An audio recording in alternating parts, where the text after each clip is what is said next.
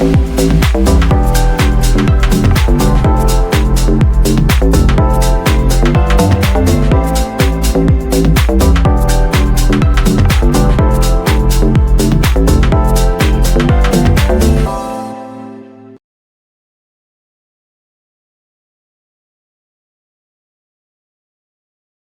amigos, boa tarde. Sejam bem-vindos a mais um episódio do Baticine Talks. Agora aqui com meu amigo Marcelo Romero. Boa tarde, Ricardo. Boa tarde a todos que nos veem. Obrigado pelo convite mais uma vez estar aqui contigo. Muito obrigado. É um lorde, né? Uma mistura espanhola com italiana. Gandini Romero, sim. É. E além de vender aí, ser um furacão de vendas no mercado de luxo, você também cozinha. Gosto de cozinhar, uma grande paixão minha. Cozinhar e cozinhar para os amigos. Que legal. Cozinhar para minha família, gosto muito. Grande prazer. Tá devendo um prato para mim aí, que é a paeja, né? Paeja a gente fez lá no escritório um outro dia. Vamos fazer sim, verdadíssimo. É bom, né? A gente está reformando agora o escritório, ficando pronto. É. Está fazendo uma cozinha gourmet agora lá, justamente para fazer esses para receber mais intimistas com os clientes. Eles pedem muito, né? O escritório lá é muito gostoso. A gente está ali na Gabriel Monteiro da Silva, numa casa. Que legal. Tem uma área de jardim, um garden lá muito agradável lá para receber. Os clientes adoram ir lá. Que legal. Muito legal. Ô Marcelo, antes de você se tornar o sócio fundador da Bossa Nova Sotheby's, o que você fazia antes? Eu estou no mercado imobiliário. Esse ano eu estou completando agora 30 anos de mercado. Em julho? Então, em julho. Parabéns. Comecei com 17 para 18 anos e fui parar no mercado imobiliário sem querer. Os amigos meus, os tios de uns amigos meus, na verdade, tinham montado uma empresa e estavam buscando gente de fora do mercado, né? Naquela época. As pessoas que trabalhavam no mercado imobiliário eram muito pouco preparadas, né? Tinha muito pouca gente profissional. Eles estavam cansados dos corretores que tinham disponíveis, né, no mercado. Falaram, você não quer vir trabalhar com a gente para ganhar dinheiro rápido? E aí foi super bacana, eu comecei a trabalhar. Dinheiro rápido? Te enganaram, eu em 6 meses, mentira. Não é mentira? Eu em 6 meses, trabalhando como corretor, meio período, porque na época eu ainda estudava de manhã, depois eu passei na faculdade para a noite. Você fez o quê de faculdade? Fiz administração de empresa, depois fiz pós em real estate. Ah. E 6 meses eu comprei meu carro. Nossa! Ganhando metade do valor da comissão. Caramba! Eu nunca vou esquecer. Fui lá na Citroën do Sérgio Habib e comprei um Citroën ZX lá. Cheque da Sudameris, R$24.500, comprei um carro depois de 6 meses trabalhando. Nossa, com 18 anos? 18 anos. E aí eu tomei gosto, achei muito bacana e fui crescendo dentro dessa empresa onde eu trabalhava. E tinha muito a ver, porque eu estava fazendo faculdade de administração, então comecei a implementar no plantão onde eu trabalhava algumas métricas, né, de atendimento, de tempo de fechamento, Olha, coisas para facilitar, agilizar o trabalho de comercialização. E aí fui crescendo muito rapidamente dentro dessa empresa e cheguei a ser sócio deles. Depois, já muito rápido, com 20 para 21 anos, já montei minha empresa. Prestava serviço para eles, né, de consultoria imobiliária. E buscava as áreas, né, para desenvolvimento de novos empreendimentos, mas isso no segmento econômico. Pouca gente sabe. Eu comecei trabalhando no segmento econômico. Na época nem existia o Minha Casa Minha Vida, mas foi muito bacana, foi uma experiência muito legal. Depois essa empresa minha se desenvolveu, depois eu passei a incorporar empreendimentos também. Você chegou a ser incorporador? Eu já incorporei diversos empreendimentos aqui em São Paulo. Nossa, que legal isso. Em cidades próximas a São Paulo. Poxa, então você tem uma experiência mesmo... End-to-end. De construção. De ponta a ponta. Ponta a ponta. E aí, em 2012, surgiu a oportunidade. Passei por empresas grandes do mercado, pela Coelho da Fonseca, durante um tempo. Olha. Depois eu fui convidado pelo Itaú, a operação de joint venture com a Lopes, que eles montaram a Pronto Imóveis, isso em 2007. Depois veio a crise do subprime, né? Então eu tinha ido para lá para a gente fazer um processo de M&As, né? Pelo Brasil, comprando operações para enrobustecer, né? Para a gente criar uma marca nacional. Aí veio essa crise do subprime. E eu sempre continuei no segmento. Acabei assumindo aqui em São Paulo toda a operação de terceiros, toda a área de private property, né, que são as unidades remanescentes. E dali surgiu um embrião, conheci o Luciano Amado, e a gente tinha uma ideia de montar uma imobiliária. Ele acabou começando esse processo com o investidor. Esse investidor olhou para o mercado e falou assim, nossa, não tenho saúde para lidar com corretor, não consigo. E aí acabei ficando eu e o Luciano, a gente montou a Bossa Nova, uma empresa... A gente começou com 8 corretores, uma empresa muito focada, muito nichada no segmento de alto padrão. ticket de hoje, a gente estaria falando em 9 milhões. Nós não pegávamos imóveis abaixo de 9 milhões de reais. Na época eram 4 milhões e meio.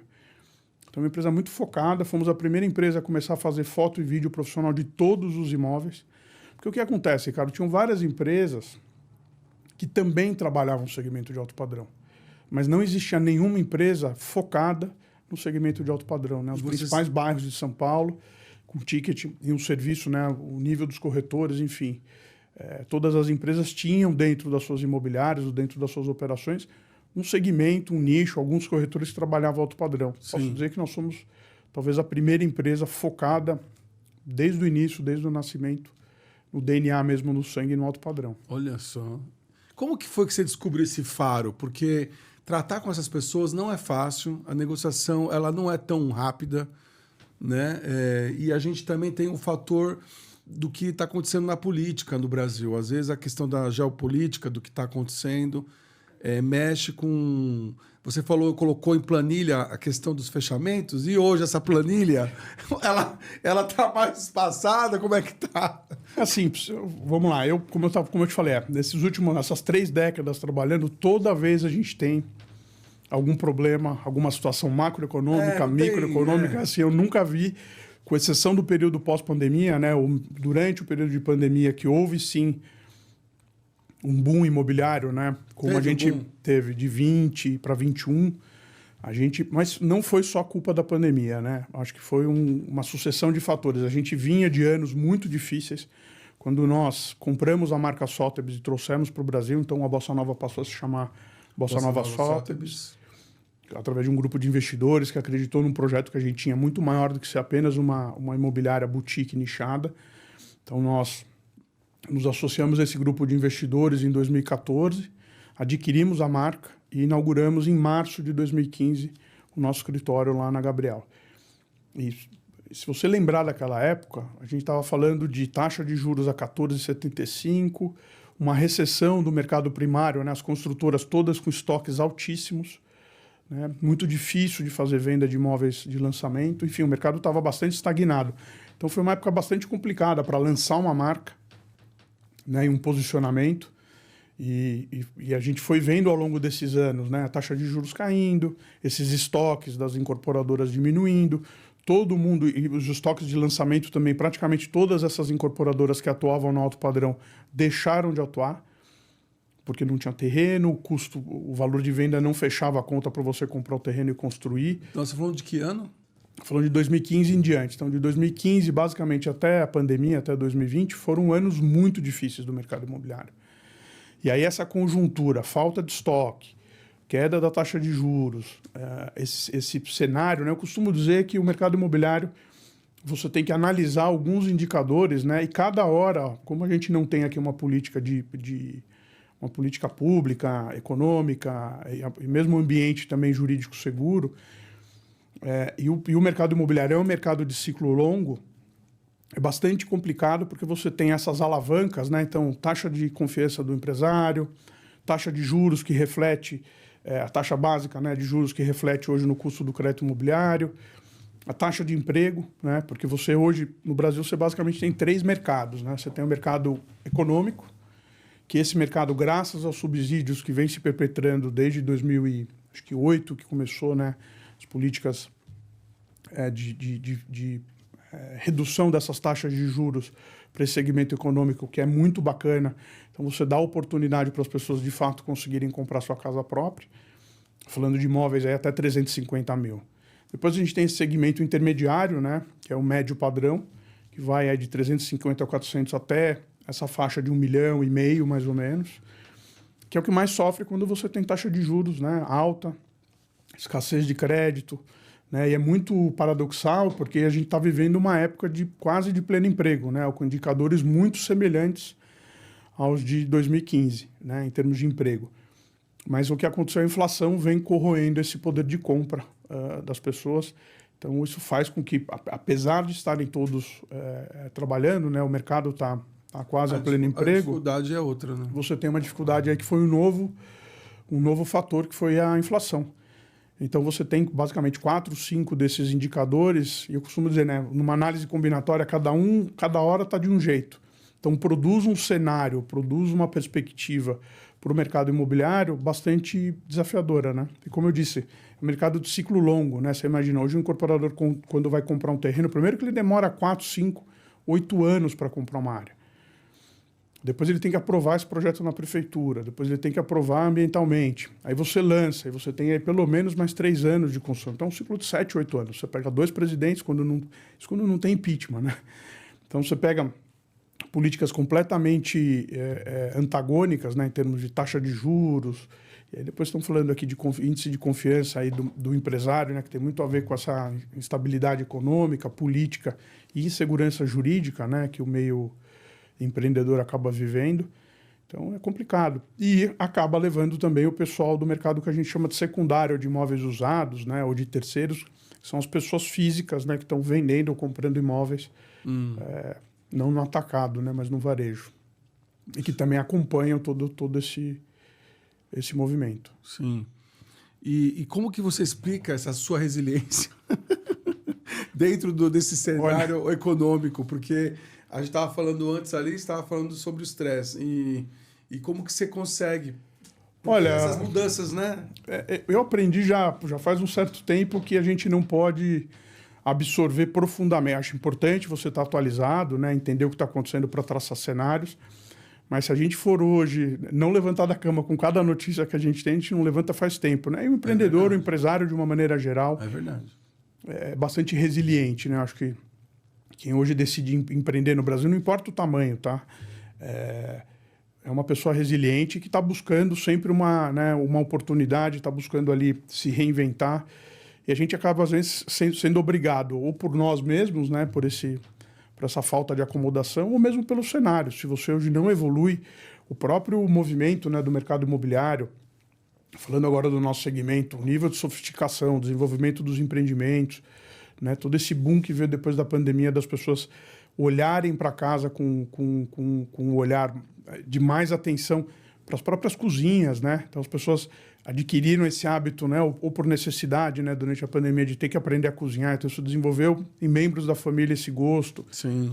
Você ter espaços hoje planejados para as crianças, ou você mesmo poder fazer um home office, ou o teu filho Sim. poder fazer um homeschooling, né, desses ambientes fez com que as pessoas repensassem todos esses ambientes, né, esse segmento de segunda residência, né, os condomínios, que, por exemplo, os condomínios hoje de campo, principalmente, né, que eram condomínios que você tinha baixíssima ocupação em termos de volume de casa, e você vê essa movimentação toda. E teve gente que foi e não voltou, né? Teve uma parte das pessoas, graças a Deus, hoje ficou mais disseminado, né, você trabalhar por videoconferência. E tem gente que se adaptou muito bem, né? Sim. E consegue vir 2 vezes por semana para São Paulo. Híbrido, né? Híbrido. Tem gente que consegue hoje ficar aqui 2, 3 dias e depois voltar para sua casa de campo, né? É verdade. Ficou bem mais fácil hoje, né, a relação comercial. E hoje a gente, vamos falar um pouquinho de crise ainda. A crise política, ela impactou vários negócios. Então tem assim, a forma, você mesmo comentou isso, que o fechamento que era 6 meses, agora é 1 ano. Eu quero saber quais são as medidas que você adotou para que isso... É uma boa pergunta. Pudesse estar melhor, né? A gente vem percebendo... Na verdade, eu vou dar um exemplo claro, por exemplo, que é o tempo de conversão, né? A gente vinha experimentando ao longo do ano passado, começo desse ano, com uma expectativa, né? Uma sinalização do Banco Central de redução de taxa de juros a partir do segundo semestre. A gente viu um movimento, por incrível que pareça, no segmento de alto padrão, que ele é bem mais resiliente, né, que é o terceiro segmento que a gente acabou não falando. E é muito curioso porque a gente viu uma diminuição desse tempo de conversão. Então, as pessoas estavam se movimentando para tomar essa decisão entre 90 e 120 dias. 80%, eu estou falando da grande maioria das pessoas, né? Principalmente preocupados com o aumento de preço, né, aumento de valor dos imóveis. Uma boa parte das pessoas... Ele vem aumentando um pouquinho acima da inflação. Obviamente, em torno de 5%, 6%. A gente teve o ano passado, o fechamento do ano, a gente teve um aumento, falando do alto padrão, imóveis acima de 2 milhões. Tá bom. Medido por esses principais bairros aqui em São Paulo. A gente teve um aumento de quase 8%. E a gente teve um aumento no volume de vendas de quase 30%. Então, mesmo com toda a crise, com todos os desafios, são números bastante importantes, né? Se você tem uma ideia, se não lançasse mais nada a partir de dezembro do ano passado, o mercado primário, né, de lançamentos teria em torno de 7 meses e meio de cobertura de estoque. Então você fala assim, nossa, não consigo entender com esse monte de canteiro de obra em São Paulo, esse monte de lançamento, e você está me dizendo que se parasse de vender, você tinha 7 meses de cobertura de estoque. Aí o que começou a acontecer? Virou o ano, tinha uma sinalização ainda positiva até fevereiro, março, essa perspectiva de queda da taxa de juros, né, a partir do segundo semestre, que não se confirmou. Então pegamos aqui abril, maio, onde as projeções mantêm, né, na casa de 2 dígitos aí a taxa Selic, perspectiva de manutenção em 2 dígitos para o ano que vem. O que começou a acontecer? As pessoas começaram a falar, olha, eu tenho no custo de oportunidade de manter meu dinheiro aplicado e rentabilizar. Será que o mercado imobiliário ainda tem fôlego para crescer num volume que faça sentido eu desaplicar hoje o meu recurso? E aí você tem diversas respostas. Tem gente que aposta que os preços vão cair, não tem perspectiva de queda de preço. Toda hora as pessoas me perguntam isso. Acho produtos pontuais que foram mal precificados no lançamento, ou quando você tem uma demanda muito alta, e infelizmente todos os produtos acabam sendo colocados numa mesma caixa, né? E a pessoa com medo de ficar sem, né, por conta dessa demanda, desse volume de vendas alto, acaba às vezes comprando uma coisa equivocada, né, em termos de localização de produto, e acaba pagando às vezes um preço que não vale. Mas na maioria, né, na grande maioria, o segmento continua bem. E aí o que começou a acontecer depois de abril foi uma queda gradativa no volume de vendas. Por quê? Porque as pessoas tinham essa expectativa de queda, essa queda na taxa de juros não veio, então todo mundo tentando aproveitar essa oportunidade por mais algum tempo. E uma outra coisa, né, que você não pode fazer essa movimentação esperando que esses valores vão cair aí para o segundo semestre ou começo do ano que vem. Muito pelo contrário. Tá? Produtos que estão muito bem localizados, que têm arquitetura de autor, plantas, né, eficientes, muito bem distribuídas, né, em terrenos, né, bem concebidos, esses produtos só ganham valor. Né? E não é à toa que esses principais empreendimentos que deram muito certo, as pessoas começam a reconhecer pelo nome do condomínio. Sim. Né? Então não é eu vou mais na rua tal, no número tal, eu vou no prédio X, eu vou no prédio Y.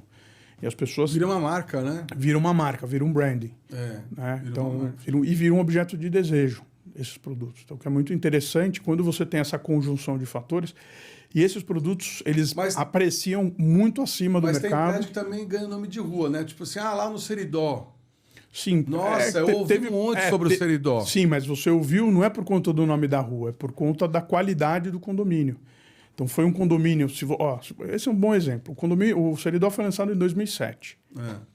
Por R$7 mil o metro quadrado. Pouquíssima gente na época queria comprar. Por quê? Porque era próximo do Rio. Porque são 2 torres. Era um número de unidades, né, no lançamento muito grande. Se eu não me engano, são 156 ou 166 unidades. Eu vi uma pessoa fazendo um cheque, comprando um apartamento lá. Naquele dia, 4 milhões. Então, sei lá quantos anos atrás. Bom, você falou... 2007. Hoje, você encontra lá por R$55 mil o metro quadrado. Nós estamos falando de 25 milhões de reais. Caramba. Né? O Cidade Jardim, que foi lançado também, se eu não me engano, em 2007. R$7 mil, do outro lado do Rio. Ninguém queria morar lá. Então, você percebe como a cidade, né, tem... A gente que acompanha, né, o mercado há bastante tempo, esses vetores de crescimento, né, eles são naturais.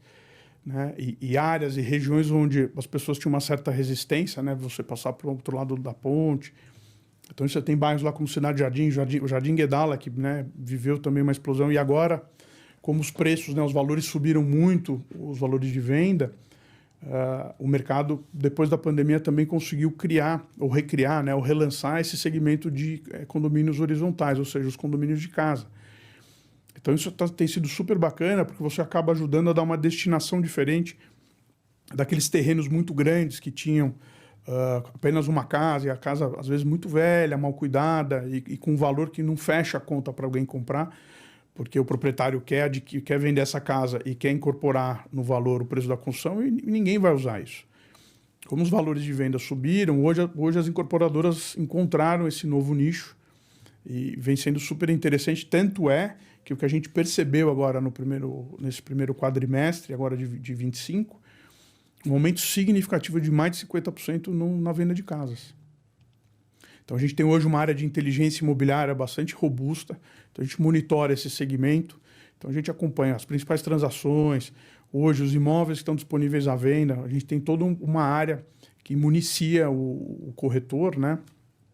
Para que a gente possa prestar o melhor serviço de consultoria. Então, não só o conhecimento, né, de localização, de produto, né? Os nossos corretores são super especialistas nas áreas onde eles atuam, mas a gente também tem um trabalho bastante consistente de empoderar tanto o cliente quanto o corretor com dados de mercado, o comprador e o vendedor. Então, por quando foi a última transação no seu prédio?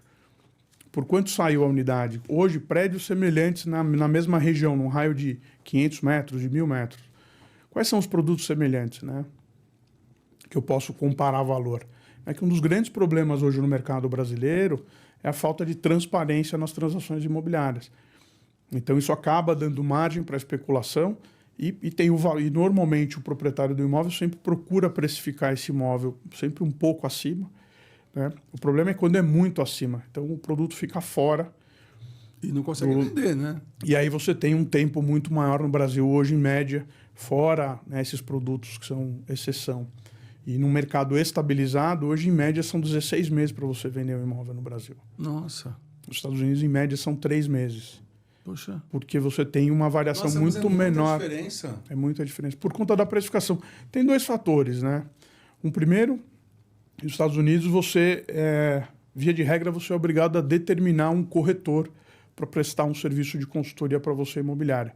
Então, você escolhe um broker para te representar na venda e depois o cliente comprador tem um outro corretor que vai te representar na compra. O que acaba acontecendo? É feito o trabalho estrito sensu de consultoria. Então, eu vou preparar... Imagina, hoje eu tenho no meu portfólio lá em torno de 4.200 imóveis aqui em São Paulo. 4.000? 4.200. Hoje nós somos uma das imobiliárias de alto padrão com o maior portfólio de imóveis captados, porque a gente tem uma equipe mais robusta. Agora você imagina... Hoje você está com quantos? Eu tenho na área de terceiro... Nós estamos hoje com 220 corretores. Caramba. Mas eu tenho... Hoje nós temos o escritório do Rio de Janeiro, que nós temos um grupo lá de 25 corretores. Nós temos os lançamentos, né, os empreendimentos que a gente participa do stand de vendas. Temos o Beyond, que é o clube que a gente... O clube ali na Ponte Transamérica, onde eu tenho uma equipe dedicada de vendas ao empreendimento, né? A gente está lá desde o lançamento em 2022, quando a gente começou a vender, né, para os sócios fundadores. E aí nós temos essa equipe de terceiros aqui em São Paulo de imóveis usados. Nós temos mais ou menos 90 corretores e uma cobertura de aproximadamente 22 bairros, né? Os principais bairros de alto padrão daqui de São Paulo, Zona Sul e Zona Oeste de São Paulo. Nós temos 22 bairros em São Paulo que é... Que a gente, é a nossa área de atuação, né? Na verdade, são muitos mais bairros, mas nós temos um mapeamento e nós nos especializamos na Zona Sul e Zona Oeste de São Paulo. Então, nós escolhemos esses principais bairros que legal. Que detêm um portfólio, né? Detêm um volume, né? Uma precificação e um volume de imóveis significativos. Então, a gente atua nesses bairros com essa equipe de aproximadamente 90 profissionais. E o que a gente vem fazendo é isso. Além de ter pessoas que conhecem muito bem esses bairros, né? As ruas, os prédios. Então, eu acho super bacana quando eu tenho um corretor que ele vai te atender, entende, né, a tua necessidade, ele consegue criar rapport com você, entender a tua necessidade, a ponto de você realmente explicar o que é importante. E ele conhecer os prédios e falar, eu já sei, para o Ricardo, esse prédio aqui, porque eu sei que vai bater sol tal hora, eu sei que tem uma pessoa na portaria que vai poder ajudar com as compras, então você consegue prestar, de fato, um serviço de consultoria e fazer uma coisa muito mais completa. Mais completa e uma experiência melhor. Agora eu estou super curioso, Marcelo. Agora qual que é... Quantas casas e apartamentos você já visitou? Não tenho a menor ideia para te falar, viu? Mas muitas. Alguns milhares, viu? Milhares, né? Nossa. Alguns milhares. Não sei te dizer. Você falou em 22 bairros, né? Sim. Você pode citar os 10 principais? Os principais bairros são Cidade Jardim, desculpa, os Jardins, né, a região dos Jardins, Vila Nova Conceição.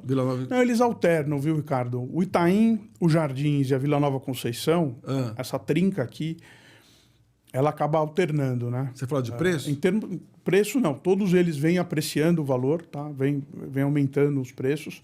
Mas eu digo em volume de vendas. Esses 3 bairros aqui são os bairros que você tem no alto padrão, a maior concentração de negócios e com os maiores tickets. Tá. Alto de Pinheiros também é um bairro que é super procurado pelas casas. Qual foi o apartamento mais caro que você viu na sua vida? Que eu vi... Foi um apartamento de 80 mil. Na verdade, tem um de 120 milhões. 120 milhões? 120 milhões. Aonde? Não posso falar. Não? Que esse está fora do mercado. É um apartamento que está fora do mercado. Mas o que ele tem? Primeiro, o tamanho e segundo, a localização e o acabamento, né? São produtos super premium, né? Nossa, em termos de localização. Quanto custa uma... eu já penso no... Cabeça de pobre, né? Eu já penso no... O cara que compra isso aí não estava preocupado com nada. Mas o condomínio, né? Deve ser... São valores altos, né? Mas são proporcionais ao investimento que está sendo feito, né? É um número muito pequeno de unidades, né? Então, e você tem um super sistema de segurança, eu nunca de lazer. pensei que ia ter um apartamento de 120 milhões. Eu acho que... Nossa... E a tendência, né, se você pensar, quando imaginar hoje que a gente estaria falando em torno de 45 mil, 50 mil reais o metro quadrado de um imóvel nessas regiões que eu acabei de mencionar. Né?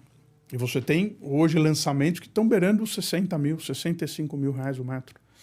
Porque quando eu era jovem, se você falasse que você tinha uma casa, se você tinha R$1 milhão, você era rico. Hoje você não é mais. Infelizmente. 1 milhão não é nada. Não, é bastante dinheiro. Não, mas para esse segmento de alto padrão, infelizmente, hoje com R$1 milhão você compra um estúdio. Um estúdio, né? Um estúdio de 30 metros num desses bairros. Impressionante. Em janeiro de 2024, foi notado um crescimento significativo na demanda de compra de coberturas, né? Sim. Com ênfase em fazer à vista. Como que vocês alinham essa tendência? E isso ainda está em voga? Está ainda sendo buscado? Foi isso que eu te falei, Ricardo. Hoje, nessa nossa área de inteligência, a gente monitora todo o mercado. Tá? Então, a gente consegue detectar muito facilmente essas tendências, né? Então, obviamente que a gente também acompanha, né, o volume dos lançamentos. Hoje, para onde as construtoras estão indo em termos de produto, para a localização, por exemplo, o Brooklyn está vivendo uma super expansão. Brooklyn Novo. Tem vivido aí uma busca desenfreada pelas incorporadoras de aquisição dessas casas que tinham lá. E, naturalmente, isso vem na consequência disso, vem um número muito alto de lançamentos nessas regiões. Então, a cidade precisa crescer. Né? As pessoas casam, separam, nascem. Né? Tem muita gente investindo em imóveis de fora de São Paulo. A gente tem hoje uma demanda. A gente atendemos hoje as principais capitais. Hoje existe uma demanda muito grande de pessoas buscando um ponto aqui em São Paulo. Seja um estúdio, seja um apartamento para a filha né, para os filhos virem estudar, ou imóveis grandes, realmente grandes, de 200, 300 metros, que a pessoa quer ter a sua segunda residência, ao invés de ser, né, na cidade ou próxima à cidade, na capital onde a pessoa vive. A pessoa compra um imóvel aqui para poder aproveitar, né? A cidade de São Paulo. Me fala um pouquinho mais, como que é essa sua inteligência? Porque eu estou notando, conversando com você, que não dá para uma pessoa que está dentro do mercado de luxo deixar de consultar você antes de comprar qualquer coisa. Assim, hoje acho que nós somos uma das poucas empresas, se não a única, que vem investindo fortemente nessa área de tecnologia, de inteligência de dados, de perfil comportamental. Então, isso acaba ajudando nós sermos mais assertivos nas nossas estratégias de marketing e prestar um serviço para esse cliente comprador e vendedor, tanto na precificação do imóvel, que não adianta. Hoje, várias empresas precificam mal os imóveis. Precificam num valor, como a gente estava comentando, muito acima da realidade do mercado, ou para que as pessoas estejam dispostas a pagar nesse momento. Então, o que acaba acontecendo? Esse imóvel fica na prateleira e vai demorar muito mais tempo para vender. E aí você imagina hoje, com a taxa Selic a 15, o custo de oportunidade hoje você receber uma proposta, deixar de vender porque você não chegou no teu preço-alvo, né, no teu valor-alvo, e aí o corretor fica desempoderado para explicar para você, Ricardo, o porquê que você deve aceitar essa proposta, ou de fato, eu vou esperar, não tenho pressa para vender, Mas explicar esse custo de oportunidade. Então, hoje é super importante você ter esses dados estatísticos de mercado, né? Abre a página da Sotheby's, por favor. E tem um lado interessante, né? Porque a gente consegue detectar tendência. Por exemplo, a gente hoje monitora o volume de anúncios nos bairros. Bossa Nova Sotheby's. Bossa Nova Sotheby's. Imagina hoje você ter uma diminuição gradual mês a mês do volume de ofertas no Itaim, por exemplo. Isso aconteceu. Em 2018 isso aconteceu. Você tinha menos unidades, menos imóveis à venda e muita gente procurando. O que você acha que aconteceu com os preços? Subiram. Então hoje a gente consegue detectar esses movimentos, como eu estava falando há pouco, do segmento de casas. O volume de casas hoje, a proporção histórica, né, do mercado é de 80% apartamentos e coberturas e 20% casas. Hoje casa subiu para 33%. Então, Tá vendendo muita casa. Tanto casa em condomínio como casa de rua. O que começou a acontecer? As pessoas estão um pouco cansadas do convívio dentro dos condomínios e essa alta do custo de manutenção, né, do custo de condomínio, da taxa de condomínio. Muita gente... não é só isso. É impressionante como casa espaço dá problema. E as pessoas estão preferindo ir para uma casa em que pese a questão de segurança, porque aumentou também o número de o volume de casas de rua. Então, isso é onde a gente pega, na nossa área de inteligência de dados. E onde que fica? Então, essa experiência ela é sempre através do corretor. Tá. A gente espera ir para o segundo semestre, mais para o final do ano. A gente tem hoje um material que a gente publica mensalmente, que a gente chama Snapshots. Depois no nosso blog, se você entrar ali à direita, bem no cantinho à direita, lá tem o nosso blog. Aí você tem a gente tem as publicações. A gente tem as publicações do Snapshots, que é um resumo dessas principais operações dos bairros. Se for um pouquinho mais lá para baixo, vai ter uma das publicações aí falando um pouquinho sobre... A gente fala sobre o Morumbi. Depois eu olho... Deixa eu dar uma olhadinha ali. Sobe um pouquinho. É uma das publicações aqui. Depois quem entrar no blog... Aí já dá para achar. Você me pegou despreparado aqui, mas... Imagina. No blog aqui a gente publica, tá? A gente tem os dados de mercado. Sobe mais um pouquinho ali, só no mercado ali, tá vendo? Ó? Ali em cima, pronto. Clica aí. E aqui a gente tem todas as publicações que a gente fala sobre mercado e tem aí os snapshots também. Que legal. Que é um material condensado, mas a experiência com o corretor ela é individualizada. Então, a partir do momento que você entra em contato, a gente vai olhar os materiais, a gente vai olhar o perfil e a gente hoje tem todos esses dados de mercado, como eu te falei. Qual é o volume de oferta que tem? Porque hoje uma das grandes preocupações acho que do cliente comprador é não perder nenhuma oportunidade, né? Então, com essa ferramenta, a gente consegue hoje monitorar. Então, independente se eu tenho o imóvel captado pela Bossa Nova, nós podemos, abrir parceria. E 2, hoje com a nossa marca a gente consegue captar imóveis que não tem nem à venda. Então, por exemplo, vamos supor que num determinado momento não tem unidades disponíveis no Seridó e você quer morar no Seridó. Então, eu sei que não tem imóvel disponível à venda, mas eu consigo fazer uma captação dirigida para te atender. Olha. E a mesma coisa na precificação, né? Vocês ouviram isso, gente? O Marcelo vai colocar você onde você quer morar. Exatamente. Mesmo que não tenha anunciado. Hoje imagine o seguinte, hoje você vai fazer uma pesquisa, por exemplo, para o Itaim, para comprar um apartamento de 200 metros, eu consigo te dizer com precisão quantos prédios existem. Então, eu vou te dar um exemplo. Você vai buscar hoje um imóvel no Itaim para você entre, 4 e 6 milhões, 150 metros. Eu vou dizer, Ricardo, com precisão, existem 20 prédios, apenas 20 prédios. 3 prédios, por hipótese, 3 prédios são de lançamento, 17 prédios são de imóveis usados. 7 prédios não têm imóvel disponível à venda e 10 têm à venda.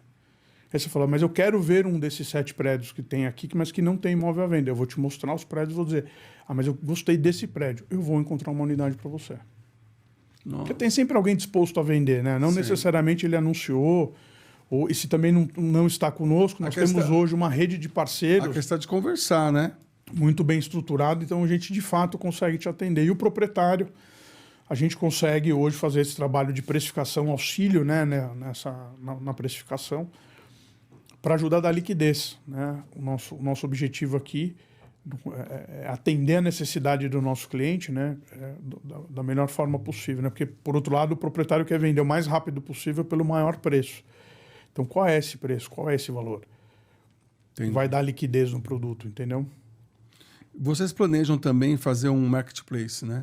A gente vem estudando, né? A gente tem hoje uma rede de parceiros que vão, né, desde arquitetura e decoração, né, serviços de consultoria, né, nessa parte imobiliária.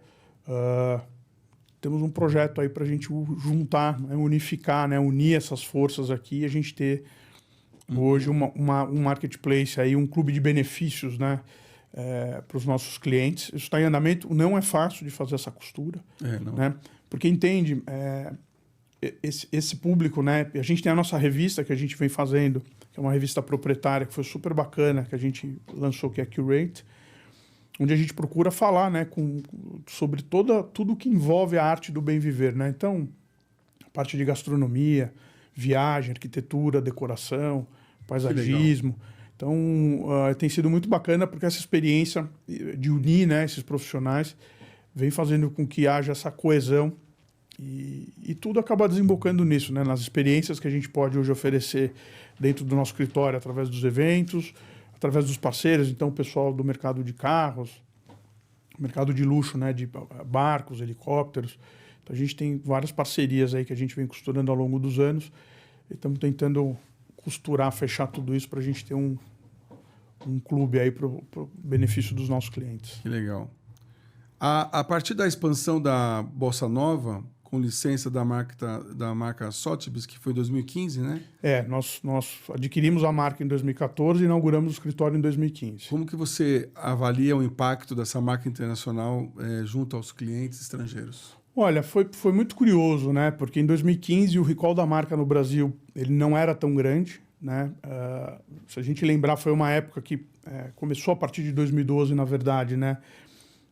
O público a viajar mais para o exterior, né? A gente teve, né, uma ascendência muito maior de pessoas ganhando dinheiro, né? E melhorando o seu poder aquisitivo. E aí, aos poucos, né, o trabalho que a gente veio fazendo de marketing, de posicionamento de marca, que eu acho que foi um trabalho bastante consistente que a gente veio fazendo nesses últimos 10 anos, mais o fato das pessoas viajarem, começarem a ter contato com a marca, principalmente, né, a partir de 2012, as pessoas que tomaram a decidência de ter uma segunda, né, uma terceira residência no exterior. Então, basicamente, Miami, Orlando e Portugal. Sim, Portugal, então, né, cresceu. Tiveram uma oportunidade de ter contato com a marca. E eu acho que a gente vem fazendo esse trabalho também de honrar e respeitar, né, esse legado, que é uma marca super tradicional, que tem... Nossa, não tem quem não ouça, né? Mais de 200 anos, né, 250 anos aí. E veio derivada da casa de leilões, né? Então, nós tem hoje, que as pessoas às vezes também confundem, né? Você tem a casa de leilões, que é a Sotheby's, e depois foi que aí, na casa de leilões, você tem obras de arte, você tem vinhos, joias, né? Mais recentemente carros de colecionador. Então eles abriram alguns segmentos, né, para tratar esse mundo do luxo e foi feito um spin-off da marca. Então você tem a Sotheby's International Realty, que tem 100% a ver com a área de real estate, ou seja, o mercado imobiliário. Essa marca foi adquirida por uma empresa americana listada na Bolsa de Nova York e começou um processo vigoroso a partir de 2002 de franquia. Então, nós somos o representante no Brasil da marca. Espero eu aí por mais 65 anos, aí, por mais 40 anos. Que sensacional. E qual foi o principal aprendizado desse seu empreendimento, né? Nossa, Ricardo, foram vários. O primeiro, eu acho que fazendo aí um recap aí desses últimos 10 anos, agradecer aos meus sócios pela confiança. Eu tenho gente muito boa, muito competente aí, que acreditou no nosso projeto, né, da Bossa Nova, de comprar a marca, e abriu, né, diversas portas, relacionamento, né, muito importante nesse nosso segmento, né, você expandir a net, você conquistar essa confiança desse grupo. A Bossa Nova hoje é uma empresa que traz essa respeitabilidade, essa confiança do mercado. Sim. A gente está lidando com o principal patrimônio das pessoas, né? Então, esse é um primeiro aprendizado. Segundo, muito bacana, né? Muito gostoso nessa jornada, a gente vê a construção da marca, né? O desenvolvimento dessa plataforma de tecnologia que a gente começou lá em 2016, quando ninguém falava, né, sobre inteligência de dados. Então, eu tenho um time super competente no marketing, né? O meu time de vendas, meus 2 diretores, a Renata e o Balan, que estão comigo também há bastante tempo. A Renata está desde o começo comigo, é nossa sócia também. Você tem quantos sócios? Tem gente... Olha, eu tenho a XP, minha sócia. Hoje, na verdade, era o Banco Modal, que foi adquirido pela XP. O Jorge Felipe Lehmann, o Pipo, da JFL, é nosso sócio. Nossa. E depois a KSM, Oscar Segal e o Raul João Amorim. E a gente tem um sócio estrangeiro de Miami, que é a Integra Investments, que é um incorporador. E a família Tavares de Mello também, que estão por trás dessa empresa em Miami. Então, tem os sócios fortes de peso aqui. Mas é muito bom porque, junto com essa cobrança, né, com essa confiança e a cobrança, vem essa oportunidade da gente aprender e desenvolver. Então tem sido muito bacana tudo que a gente construiu, né, ao longo desses 10 anos aí com a marca. Muito bacana. Sensacional. Recentemente você comentou sobre o fortalecimento de Dubai, né? Numa revista, como um destino de investimento, graças a incentivos fiscais e atrativos. E o plano de atuação da Bolsa Nova Sotheby's para isso? Olha, a gente tem uma área... No Oriente Médio, né? Na verdade, a gente tem uma área internacional, né? Por conta da marca, acho que é legal comentar. Nós temos aqui o escritório em São Paulo, nós temos um escritório no Rio, uma operação bastante ativa também em Trancoso, né? E nós atendemos. Você tem Trancoso também? A gente tem hoje... Eu tenho hoje uma pessoa, um head, que fica lá, em Trancoso. E temos lá 2 lançamentos, um que a gente acabou de fazer, fizemos em janeiro desse ano. Já vendeu tudo, né? Lá no Terra Vista, que é o Vila Vista Golf. Um produto maravilhoso lá, que são as unidades remanescentes de frente para a falésia. É maravilhoso lá o empreendimento. E a gente em breve deve lançar um outro empreendimento ali próximo. Então, Trancoso sempre muito pujante, né? E a gente tem o departamento temos o escritório do Rio, que eu esqueci de comentar. E depois essa área de praia e campo, né, que nós atendemos hoje todos os condomínios de alto padrão aqui, cerca de 120, 150 quilômetros de São Paulo, os destinos de praia, e aí incluso o Trancoso, e por conta da marca, né, esse relacionamento que a gente construiu com o mercado internacional. Então é muito bacana que hoje você vai ter a mesma experiência que você tem de tratar com um corretor nosso aqui em São Paulo. Você começa esse atendimento com o nosso time internacional, lá com o Izzy e com a Kátia, e você vai falar com o especialista em Dubai, você vai falar com o especialista em Miami. Nossa, que legal. Então, hein? é ele que vai te falar a partir daqui para você entender como é que está o mercado, quais são as oportunidades. E resolve tudo, documentação, tudo. Tudo. Nós temos hoje toda uma estrutura de pós-venda, né? Para analisar qual é o melhor veículo de investimento. Nossa, que show. Avaliar domicílio fiscal, ajudar na ambientação, se você está pensando em mudar para esses países. Que legal. Porque eu tive um amigo meu que mudou para Portugal. A gente fez todo o trabalho, esse trabalho de consultoria, depois de ambientação, escola para filho, né? Quais são os lugares legais, qual é o banco que você tem que abrir conta. Que legal, hein? A gente faz todo Marcelo, esse não é trabalho. chamadorão não, tá? Você fica à vontade. Mas agora com essas novas leis do Trump, por exemplo, nos Estados Unidos, como que tá para comprar nos Estados Unidos? Você tem alguma novidade? Olha, obviamente fica tudo mais complicado, né? Fica tudo um pouco, nesse primeiro momento, mais nebuloso, mas é assim, quem tem hoje recursos para investir, ele aceita. Né? Quem está disposto a mudar domicílio fiscal, o processo não é simples, tá? Ele é demorado, mas os Estados Unidos estão abertos, obviamente, para a gente que está disposto a investir, seja no mercado imobiliário, ou seja E tem muita gente pensando nisso, né? Com essas oscilações, infelizmente, do nosso país.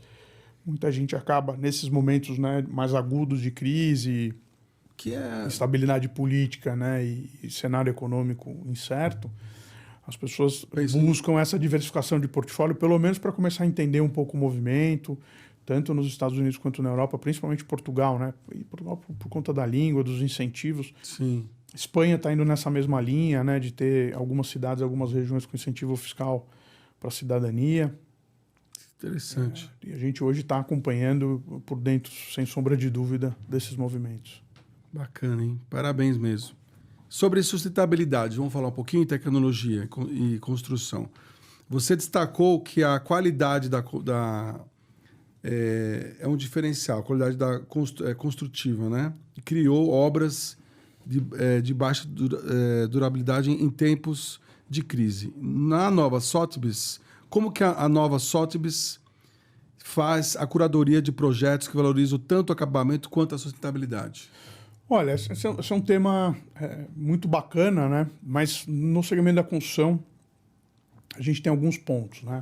Quando a gente olha para o segmento comercial, os prédios, né, principalmente as torres comerciais, elas têm essa dinâmica, né, de você adquirir os certificados de construção, né, construção limpa, de redução de utilização de ar-condicionado, né, água de reuso, as placas solares. Quando a gente vai para o segmento residencial, esse assunto ele fica um pouco mais complicado, né? Primeiro, por conta do tamanho dos terrenos, você não consegue fazer a geração fotovoltaica em escala para você poder atender o prédio ou parte do prédio. Então, acaba sendo prejudicado. Então, o que acaba acontecendo, você tem uma racionalização dos métodos de construção, né?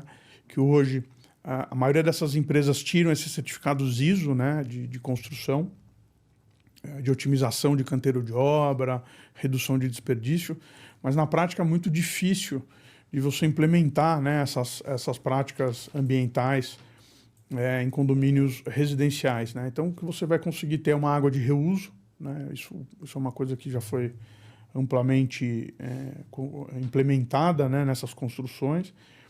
Como eu falei, a racionalização do método construtivo, que a gente vê boas iniciativas aí das construtoras para reduzir desperdício e tempo de obra, né? Uhum. Mas, infelizmente, acaba ficando restrito. Deve ter mais alguma coisa outra que nesse momento eu não estou lembrando de comentar, mas no residencial acaba ficando restrito. E mais difícil, espaço, né? mais difícil. Sim. E por mais que as pessoas achem isso interessante, se isso é acrescido no valor do imóvel, né? Aí começa a ter problema de percepção de valor por parte do público consumidor. Já vi casos de empreendimentos que eles tentaram implementar outras iniciativas, né, nesse sentido. Isso acaba onerando o valor do imóvel e as pessoas não percebem valor para comprar e pagar esse diferencial. Sim. Agora, mudando um pouquinho de assunto, Marcelo, a perspectiva hoje para o segmento de alto padrão, qual é a sua visão agora por esse último semestre de 2025 e começo de 2026? Como eu falei, como adiaram, né, essa perspectiva de redução da taxa de juros, eu acredito que a gente teve uma redução do volume de vendas. Muita gente tirando o imóvel de venda, tentando entender um pouco melhor o que vai acontecer em termos de cenário econômico e político. A gente não pode esquecer, temos eleição ano que vem. Sim. Infelizmente, essa polarização... Vai pegar fogo isso aqui. A gente tem uma polarização bastante aguda aí, que eu acho que, né, vai causar bastante incerteza.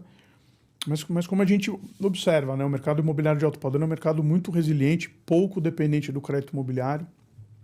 Então, a questão da taxa de juros tem muito mais a ver com custo de oportunidade do capital do que propriamente com a necessidade de levantar crédito imobiliário. Mas o que a gente vai ver é um cenário ainda aquecido. Acho que a gente continua crescendo. Acho que a gente não vai ter uma curva negativa em termos de transação que bom ouvir isso. E valor. Mas eu vejo que a gente está chegando num ponto de manutenção desses níveis de venda, de preço. De novo, pontualmente no alto padrão, quando você tem um empreendimento, né, uma incorporadora, que construiu um prédio muito bem localizado, com uma arquitetura de autor muito bem feita, foi muito feliz na parte de planta, né, de implantação, os amenities, né, tem a ver com segurança, os itens de lazer. Esses produtos que a gente costuma chamar de puro sangue, né, no jargão imobiliário, esses produtos vêm caro e são vendidos porque as pessoas percebem valor nisso, né? Então, esses produtos, eles, como eu disse, eles têm uma apreciação maior na linha do tempo e mais rápida, né? Mas eu não vejo hoje perspectiva de redução de preço de venda, de valor de venda. Não vejo hoje esses números, a gente ficar esse ano talvez empatado ou levemente acima. Acho pouco provável que a gente vai ter o mesmo crescimento que a gente teve ano passado. Entendi. A gente tem um acumulado aí nesse ano em torno, no volume de venda, de 8% e no valor em torno de 3,5%, 4%. Mas são números positivos ainda, né? Que bom. Então, acredito que a gente vai ter essa manutenção. Acho que ano que vem vai ser um ano desafiador por conta das eleições, né? Mas se houver uma sinalização... veja, Ricardo, tem gente hoje migrando ou diversificando o portfólio de investimento para o mercado imobiliário. Então, tem muita gente investindo no mercado imobiliário, né? A gente vê gente esperando um pouco mais aí porque está posicionado no mercado financeiro. Então existe uma diversidade de opiniões aqui, mas o que eu posso dizer é: imóvel é um investimento seguro na linha do tempo, né? Comprar o imóvel certo, né? Comprar um bom imóvel numa boa precificação, né? Quando a gente tem, obviamente todo mundo busca essa oportunidade, né? Comprar um imóvel com uma precificação abaixo de mercado. Mas se você entender hoje o que é o preço justo, né? O preço hoje que você compra, às vezes tem cliente meu que fala assim: poxa, mas estou pagando 40 mil reais aqui num empreendimento no Itaim ou no Jardins. Eu falei: você pode ficar tranquilo que daqui a 2 anos esse imóvel vai estar 45, 48. Isso é impressionante, né? Quando a gente lançou, não sei quanto tempo mais a gente tem, mas quando a gente lançou alguns produtos no Itaim, em 2019, a 35 mil reais o metro quadrado, a 29 mil reais. Nossa, 50. O pessoal achava um absurdo. Eu falei: vocês podem acreditar que esses valores vão chegar... Eu falava em 45. Eu tenho lá revendas a 54 mil reais o metro quadrado. E a pessoa achava caro comprar 29,30, entendeu? Então, de novo, não acho que também agora a gente vá passar desse patamar de 40 para 80, né? Mas na linha do tempo vai haver essa apreciação. E as pessoas precisam entender que você não consegue fazer essa mudança tão abruptamente, né? Seja por conta do investimento, ou seja pelas oportunidades que surgem, você precisa estar líquido para poder fazer a aquisição. Verdade. Marcelo, você também é um especialista em pessoas. Porque você encontra muita gente, conversa com muita gente, tem uma energia para explicar de uma forma minuciosa que é admirável. Obrigado. É verdade. Obrigado. Eu gosto de gente, né? Temos hoje um time de colaboradores, né, de mais de 250 pessoas. É muita gente. É muita gente e na nossa profissão a gente precisa conversar com muita gente, né? O pessoal do mercado financeiro, os clientes, compradores, vendedores, nossos parceiros aqui da mídia. E eu queria estar disponível. Eu queria perguntar para você uma coisa assim que é uma curiosidade. O que atrai hoje esse seu cliente que você fala todo dia? O que está mais atraindo assim para você mudar para um apartamento de luxo ou um condomínio de luxo? Você que conversa com muita gente, faz muita pesquisa... Olha, cara, a gente tem dois, em média não, desculpe. A gente tem 2 perfis de cliente, né? A gente tem um cliente que já nasceu no alto padrão, no luxo, né? Sim. Então, essa pessoa ela já conhece, né? Ela já está acostumada.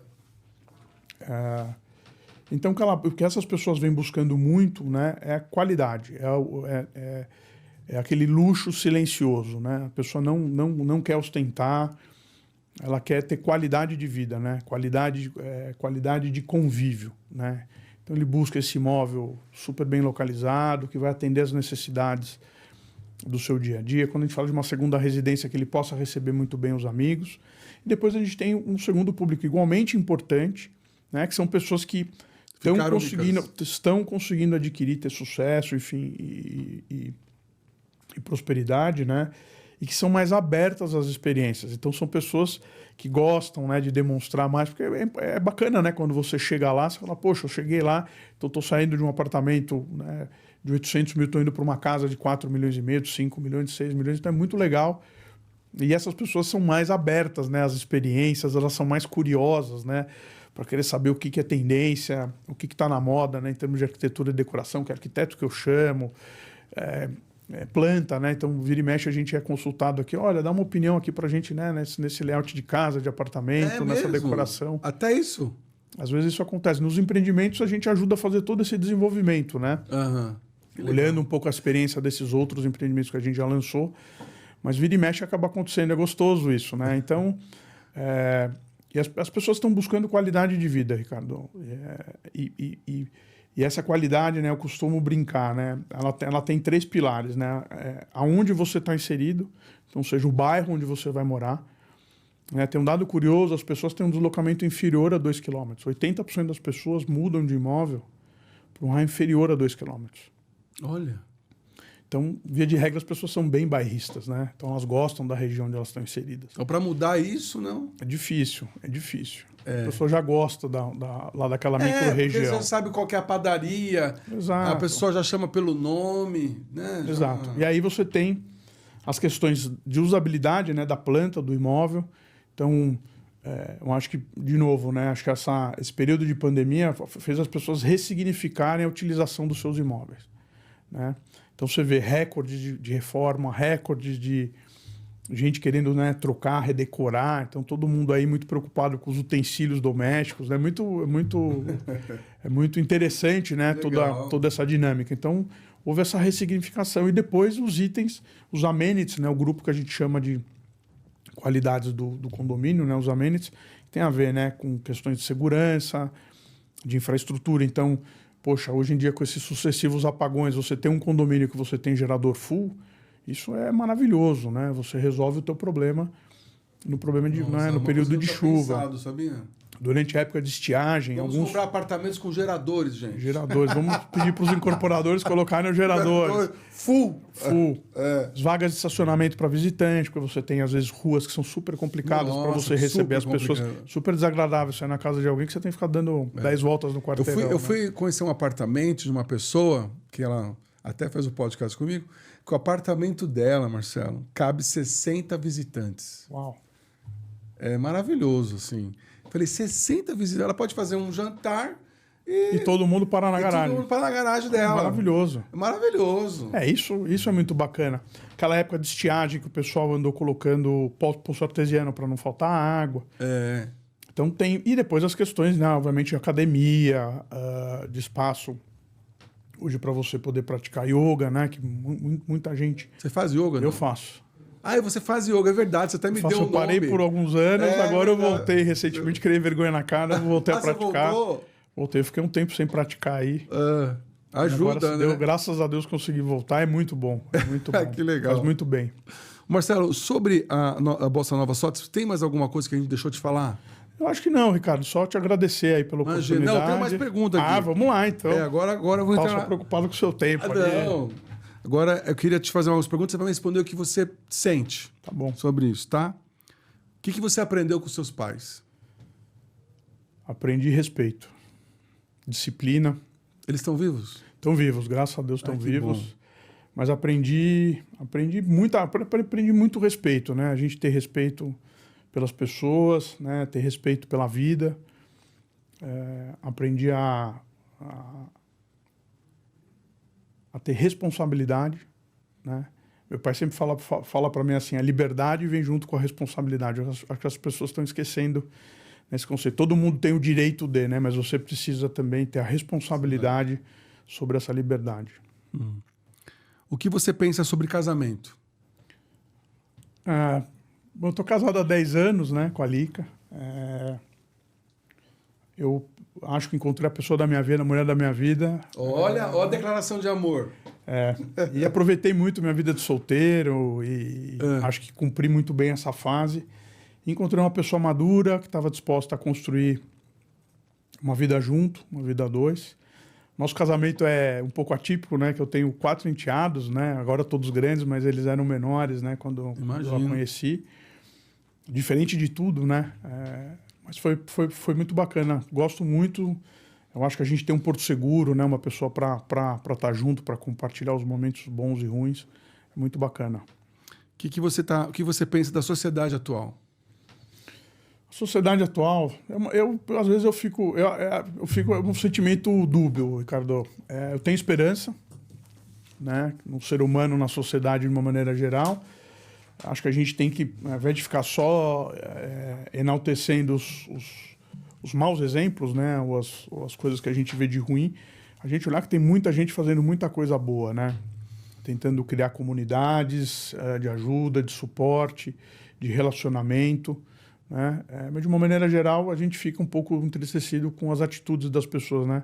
Acho que não é possível, depois de uma pandemia, depois de tudo que a gente passou... Pois parece que a coisa piorou. O ser humano está mais egoísta, né, mais individualista, as pessoas estão extremamente intolerantes, né? Sem contar a questão de violência, enfim, mas de uma maneira geral a gente devia ter mais amor, né, mais respeito ao próximo, né, mais empatia, né? Sim. Acho que eu sinto essa falta de rapport, né, de empatia, né, da gente se colocar no lugar do outro, né?